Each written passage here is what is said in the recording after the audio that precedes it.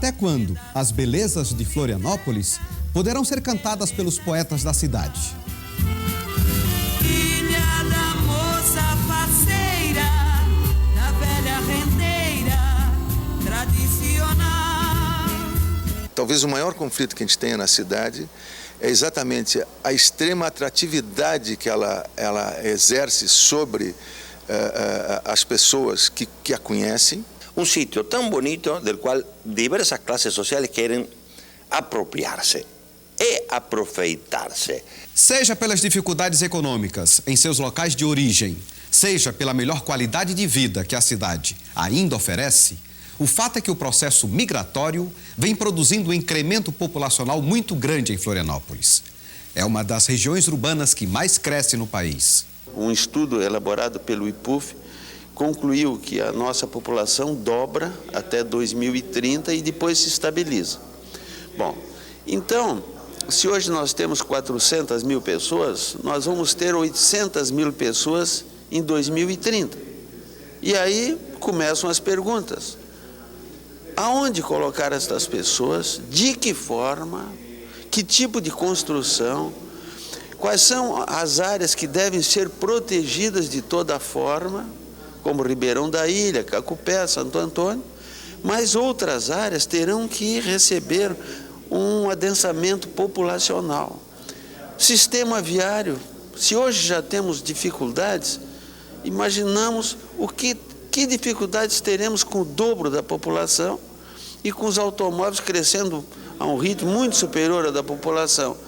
E energia elétrica, esgoto, água. É preciso que nós possamos dar um ordenamento a todo esse crescimento de Florianópolis, contemplando a ocupação, contemplando a mobilidade, contemplando a cidade que nós queremos enxergar no futuro, que é uma cidade que atenda a sua comunidade, mas uma cidade moderna, uma cidade comprometida com os aspectos sociais, com os aspectos tecnológicos. Para que nós possamos crescer na direção que queremos, é preciso que nós tenhamos muita clareza do futuro que queremos.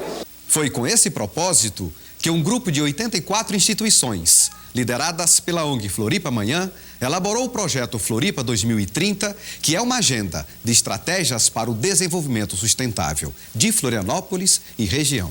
O projeto Floripa 2030 é uma agenda de estratégias, né?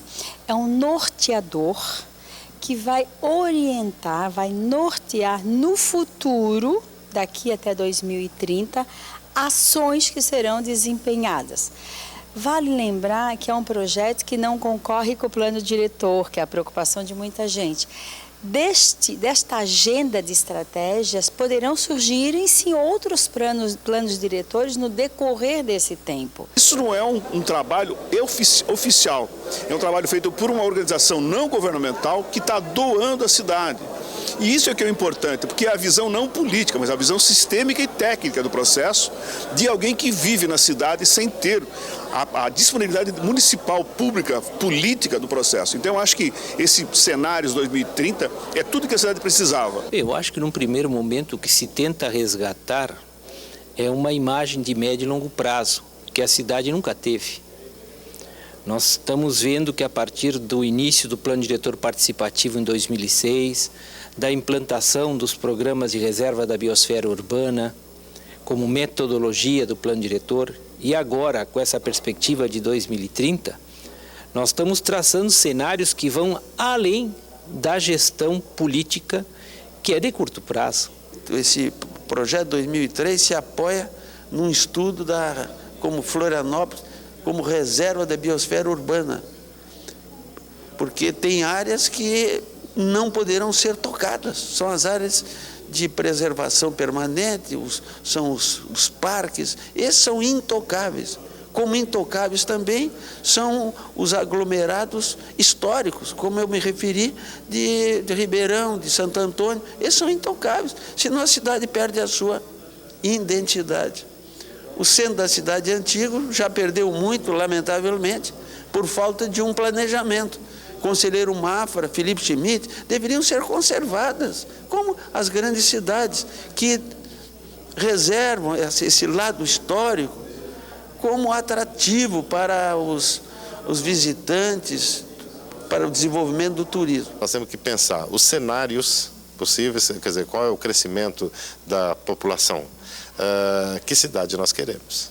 Esse plano visa não só identificar as tendências, mas ajudar a desenhar, corrigir alguns aspectos e aprimorar outros para aproximar ao máximo da cidade que queremos.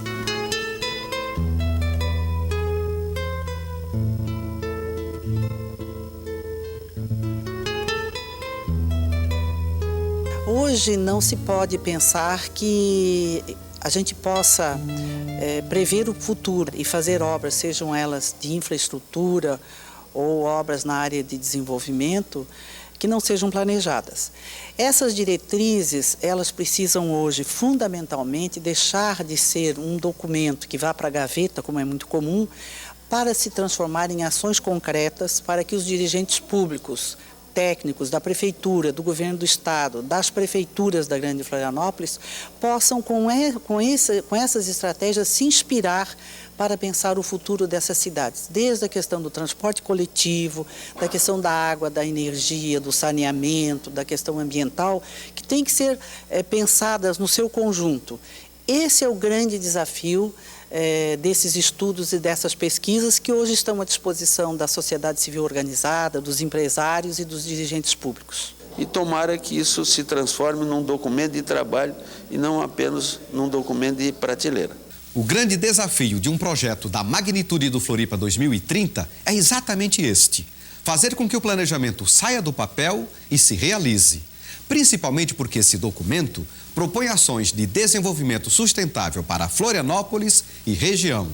É ilusório conceber a evolução de uma cidade sem olhar para o seu entorno.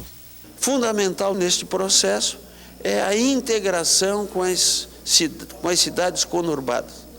Sem isto aí, também não vamos a lugar nenhum. Como é que vamos resolver o problema de esgoto aqui e não resolvemos o problema do vizinho? De modo que temos que reunir as autoridades dos Biguaçu, São José, Palhoça, especialmente, e Florianópolis, e fazermos um trabalho conjunto. Estes 4 municípios vão ter 2 milhões de habitantes, 1,5 milhão, 2 milhões de habitantes, é um absurdo. Até assusta a gente. Vamos ter que trabalhar com muita inteligência, senão nós vamos virar uma metrópole com péssima qualidade de vida. Péssima qualidade de vida. O assunto de Florianópolis está conectado necessariamente à região metropolitana. Florianópolis é líder, Florianópolis é a metrópole desse espaço.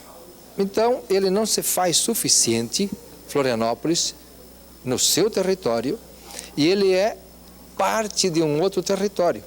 Então, envolver, inserir e compromissar as outras entidades de outros municípios, de outros poderes constituídos municipais e de entidades governamentais que têm uma ingerência a nível da região. É um trabalho que nós já vemos pensando desde o primeiro momento que se pensou em fazer o 2030, já pensamos em estratégia, primeiro de implementação do que está sendo feito em Florianópolis e segundo, a mobilização das cidades que fazem parte desse contexto para que elas também se projetem um futuro e que junto podemos implementar essas estratégias que foram pensadas nesse projeto.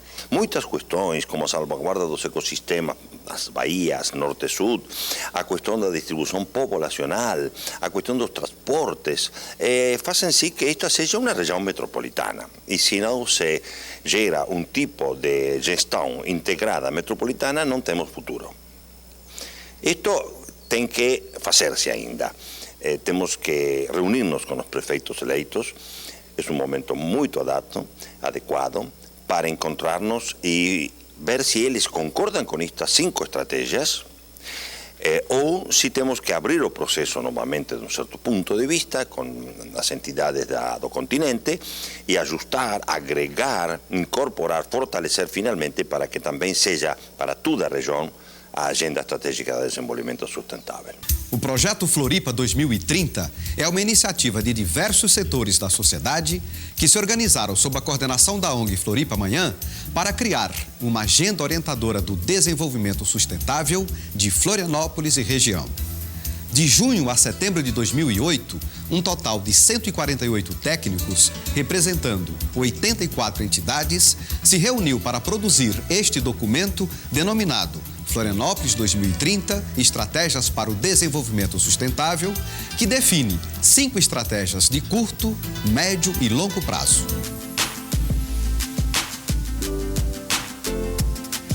Cinco estratégias temos, efectivamente. A primeira é a questão da qualidade. Da qualidade é fundamental, que tudo isto tenha qualidade, seja para o turismo, seja para os relacionamentos sociais, etc. A búsqueda da qualidade. E nessa qualidade, uma vez mais, o continente suporta muitas das questões de qualidade. Por exemplo, os aprovisionamentos de água doce. Ou seja, que o continente é parte da questão. Também o cuidado das baías e do mar no geral. A primeira é qualidade, para que seja uma capital não só rica, mas também de máximo esplendor da paisagem, da cultura, da ciência. A qualidade não é um atributo de luxo, é um horizonte desejado que orienta decisões e processos. E a primeira estratégia se estrutura em 4 políticas: política de economia do conhecimento, política de qualidade urbana, política de qualidade turística e política de qualidade dos serviços públicos.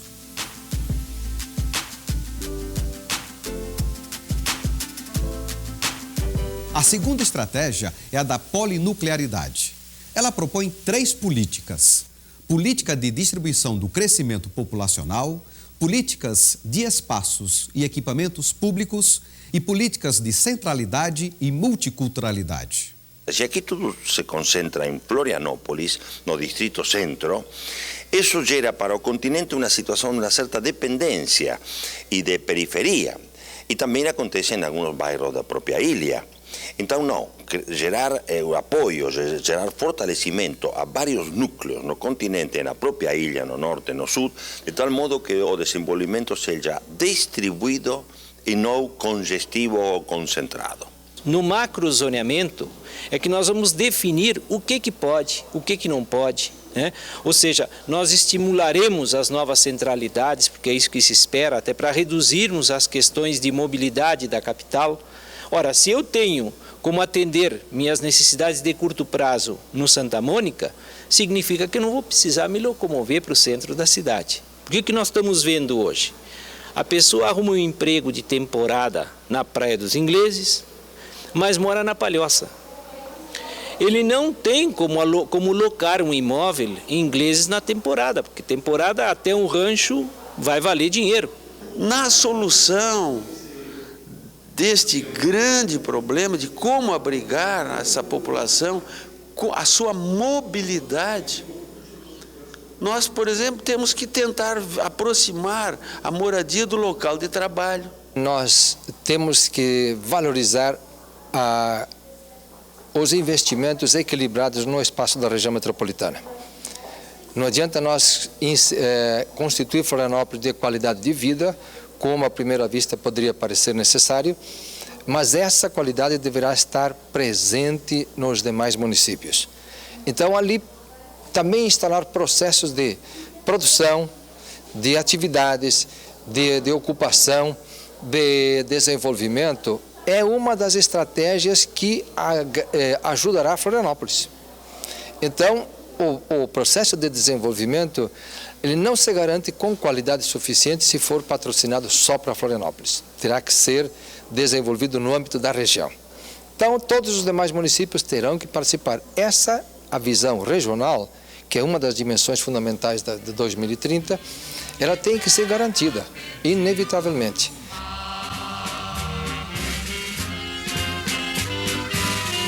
Pedacinho de terra beleza. Um aspecto importante que está contemplado no projeto Floripa 2030 é a reserva da biosfera como modelo de gestão do território e do desenvolvimento sustentável. No caso da ilha de Santa Catarina, a reserva da biosfera alcançou um grau notável de fortalecimento. Primeiro, porque pertence ao contexto maior da reserva da biosfera da Mata Atlântica. E segundo, porque foi escolhida pela Unesco como projeto piloto de reserva de biosfera e ambiente urbano.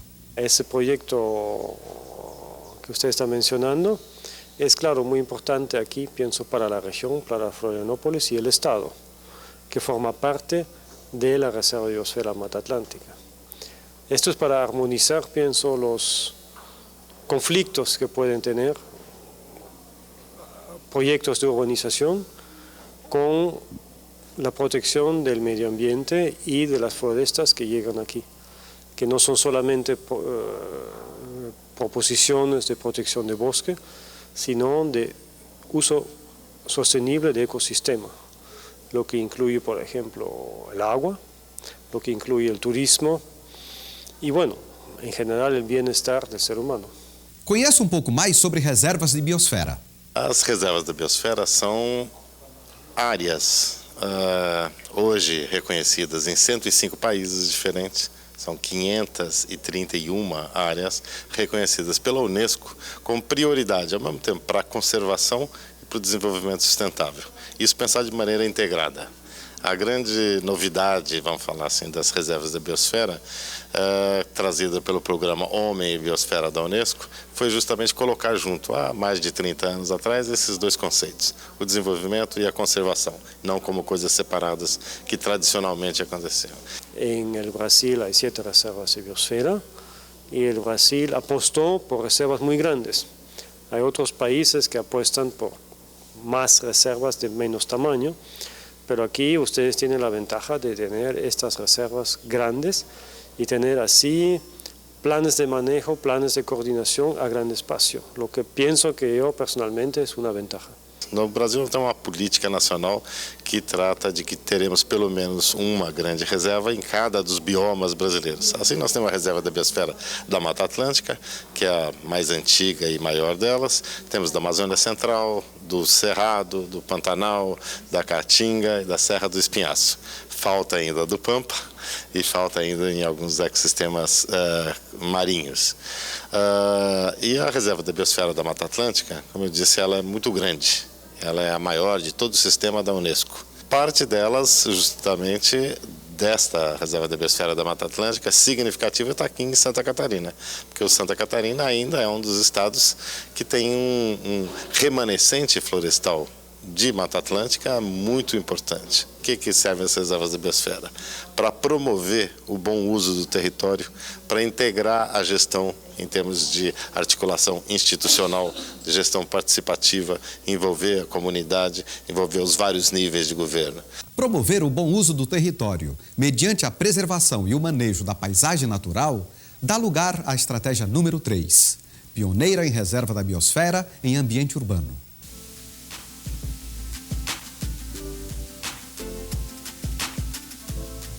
Floripa, na região pioneira na reserva da biosfera em ambiente urbano. Este seminário que se está fazendo aqui pone de manifesto que se trata de uma iniciativa de grande relieve internacional incluso e que está avançando, pouco a pouco vai sendo compreendida, vai sendo incorporada. E nesse sentido, creio que está muito bem que a terceira grande estratégia seja o desenvolvimento segundo as premissas da reserva da biosfera no ambiente urbano. Agora vamos à quarta estratégia, cujo principal objetivo é facilitar a mobilidade pública.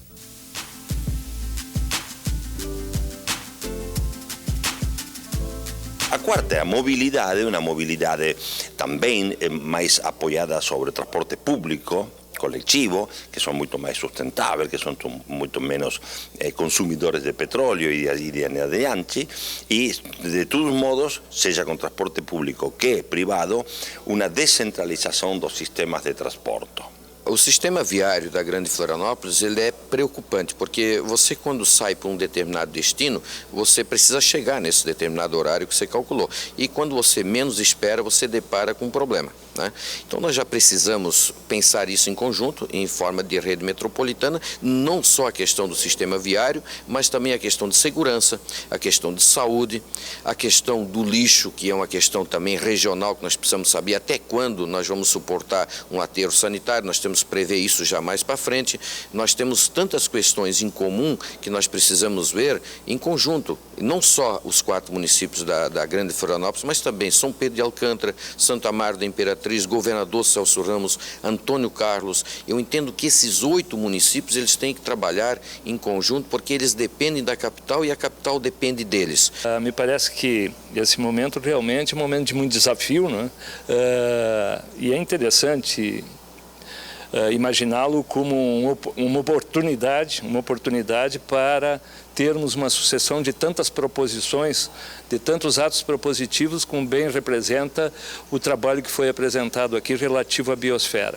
Eu vou levantar uma questão que eu acho que no caso de Florianópolis ela pode mexer com as cabeças, que é o seguinte: se porventura nós imaginássemos o deslocamento que já está previsto financeiramente da BR-101, retirando a BR-101 desde o lugar onde ela está e levando para um lugar que já lhe é destinado ao fundo. Nós teríamos então a possibilidade de transformar o grande percurso que une Biguaçu a Palhoça num imenso bulevar, e eu uso o termo bulevar justamente para desafiar as nossas possibilidades propositivas, porque não é difícil para nós imaginarmos a doçura de uma cena de um bulevar, diferentemente da rudeza daquela solução construída em asfalto contínuo.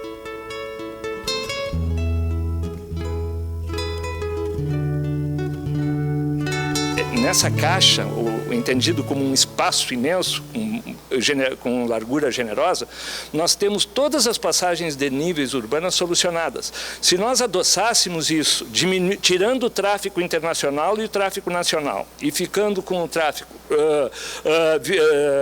intermunicipal e local, nós praticamente poderíamos dizer que a situação para solucionarmos um plano de transporte metropolitano estão dadas. Nós teríamos uma cruz determinada por esse imenso bulevar e o grande acesso a Florianópolis, aliviado de trânsito. Nós poderíamos solucionar o transporte com trens, com metrôs, com o que fosse, porque teríamos uma caixa urbana generosa para organizar o lugar por onde corre o transporte coletivo. A demanda de maior mobilidade pública é um desafio que requer soluções criativas e muita vontade política. Mas requer, sobretudo, integração, no sentido mais amplo da palavra. E isso nos remete à 5ª estratégia do Projeto Floripa 2030.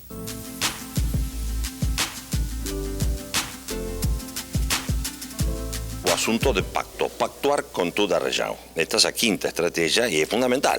Então, pactuar, que coisa? Esta agenda, ou uma agenda mais desenvolvida ainda, que se terá que construir no primeiro semestre de 2009. Realmente, o grande e maior desafio é que a região ela se torne cúmplice do projeto, ela adote o projeto e que esses estudos e essas estratégias façam parte do dia a dia dos dirigentes e que, ao mesmo tempo, a gente possa fazer com que o protagonismo social da região se empodere e transforme isso em ferramentas concretas de desenvolvimento. Só dessa forma, realmente, esses recursos, essa energia e essa contribuição técnica que está nesses estudos serão realmente úteis para pensar Florianópolis uma cidade sustentável, com bem-estar social e inclusão cultural. Floripa 2030 é um processo de construção de estratégias de desenvolvimento econômico, sociocultural e urbano-territorial, articuladas entre si e orientadoras do desenvolvimento sustentável de Florianópolis e sua região. O projeto reuniu em 4 oficinas um total de 148 técnicos, representando 84 entidades, para produzir este documento, denominado Florianópolis 2030, Estratégias para o Desenvolvimento Sustentável. Bem, o projeto Floripa 2030 é uma concepção que nasceu das lideranças, das discussões dos todos os segmentos de Florianópolis, da Grande Florianópolis, dos profissionais da área da engenharia, arquitetura, agronomia, das universidades, dos especialistas, enfim, de todos os segmentos sociais, representativos e empresariais da nossa cidade, e intelectuais também. Nós estamos, eu digo, nós estamos porque a Fundação CERT faz parte desse projeto, nós participamos ativamente, nós estamos ali colocando o que há efetivamente de mais avançado em termos de conhecimentos para transporte, para construção, para a parte energética. Então, tudo isso objetivando uma região sustentável, ou seja, as pessoas têm empregos, têm renda, né, têm condições adequadas de viver no seu dia a dia, né, e para nós aqui também é importante para receber o pessoal como turistas, que faz parte da nossa proposta do Sapiens Park e também do Floripa 2030, de que Florianópolis terá uma indústria de turismo forte, né, para ver um exemplo de como é que se faz corretamente.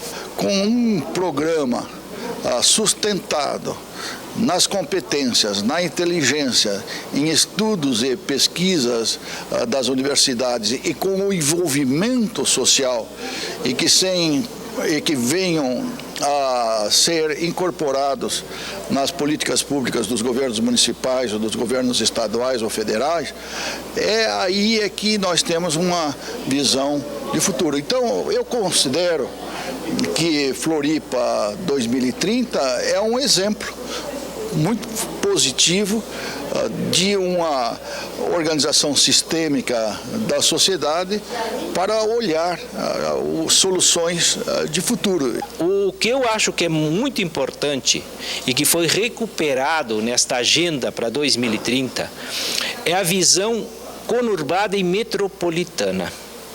O reconhecimento de que Florianópolis faz parte de uma região metropolitana e que as nossas questões têm que serem resolvidas, né, a partir desse reconhecimento dessa situação. Então, por exemplo, nós estamos falando de transporte marítimo. O transporte marítimo ele tem uma natureza intrínseca de conurbado, de metropolitano. A questão de mobilidade, todas elas têm áreas de contato. A questão do saneamento, né, hoje toda ela metropolitana. E eu te pergunto, qual é o estímulo que hoje se tem? Quais são os canais, quais são os fóruns que discutem essa visão metropolitana da capital? Nenhum.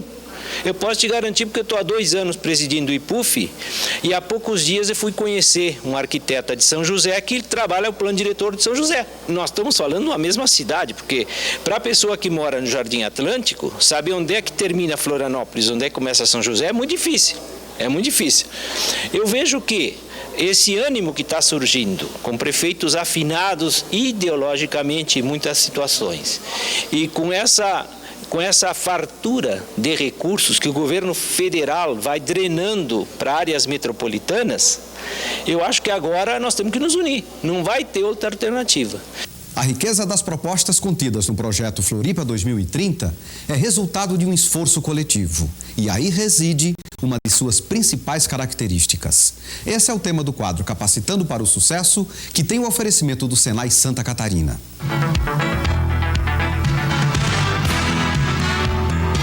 Eu gostaria de enfatizar a importância que foi a participação destas instituições, que foram os atores desse projeto.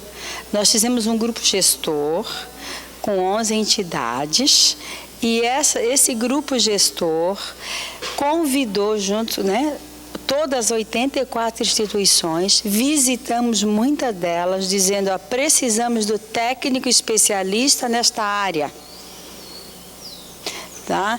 O gestor desta instituição é muito importante a participação, é importante que ele conheça os objetivos, a metodologia, mas mais importante é que ele deixe nas oficinas o técnico trabalhando para que saia um trabalho realmente de qualidade e que a gente possa implementar realmente. Não foi o Floripa amanhã que sentou, contratou uma consultoria e fez um planejamento estratégico.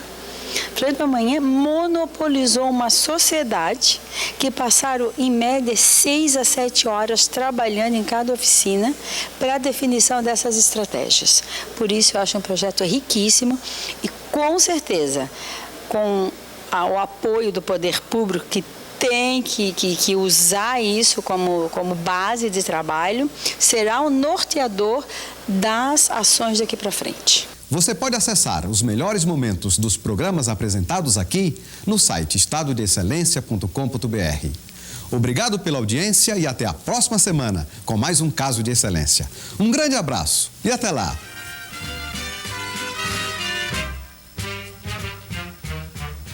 Pedacinho de terra perdido no mar, num pedacinho de terra, belezas sem par. Jamais a natureza reuniu tanta beleza, jamais algum poeta teve tanto pra cantar. Num pedacinho